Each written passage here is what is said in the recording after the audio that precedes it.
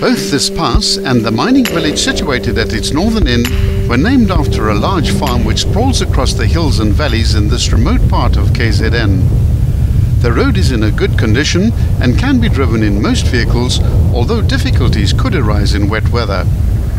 Located in the middle of a triangle formed by the towns of Wakkerstroom, Utrecht and Paul Petersburg, this is one of those passes that you'd be unlikely to find or traverse unless you actively looked for it or you have some other reason to be in the area. It has a classic up and down profile, gaining 222 meters in height over a distance of nearly 6 kilometers. We filmed this pass from north to south. It starts off adjacent to the Kempslust mining village, which is evident by the red roofed buildings peeking through the dense grove of eucalyptus trees on the right hand side.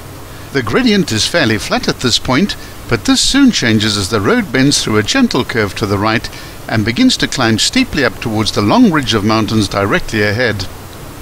At the 1.3 kilometer mark, the road surface deteriorates slightly due to water runoff as the pass reaches its steepest point. A curve to the right is followed by a section guarded by safety railings leading into two blind left-hand corners and a steep rise. The gradient now flattens out slightly through a short straight of 300 meters, and then the road bends back to the right and climbs sharply once more. The tiny village of Lüneburg is located quite close to the pass on its northeastern side. Calling it a village is a stretch, as it's actually just a raggedy collection of dwellings, shops and a clinic, but like so many of these small settlements in South Africa, it boasts not one but two beautiful churches.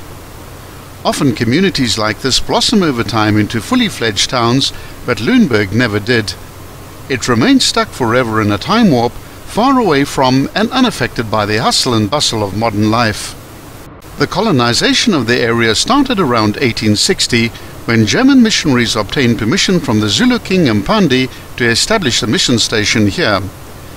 It turned out to be a bad decision, as the area was much in dispute, with both the Boers and the Zulus claiming authority over the region. A number of battles and squabbles continued to plague the settlement right up to 1879, when ownership of the land was eventually decided by a border commission.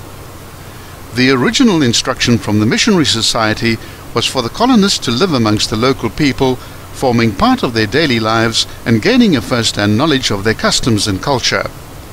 Tradesmen were sent out from Germany to help the missionaries to build their station, but the society ran out of money and couldn't pay them. They started to make a living by cutting down trees and sending the blanks off to Durban and Barberton in exchange for farming requisites, so establishing a small community which they named after their hometown.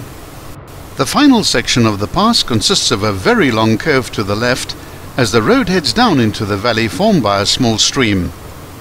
A compound of new buildings with green roofs comes into view on the left, preceded by a bridge crossing which signals the end of the pass at the 5.8 kilometer point.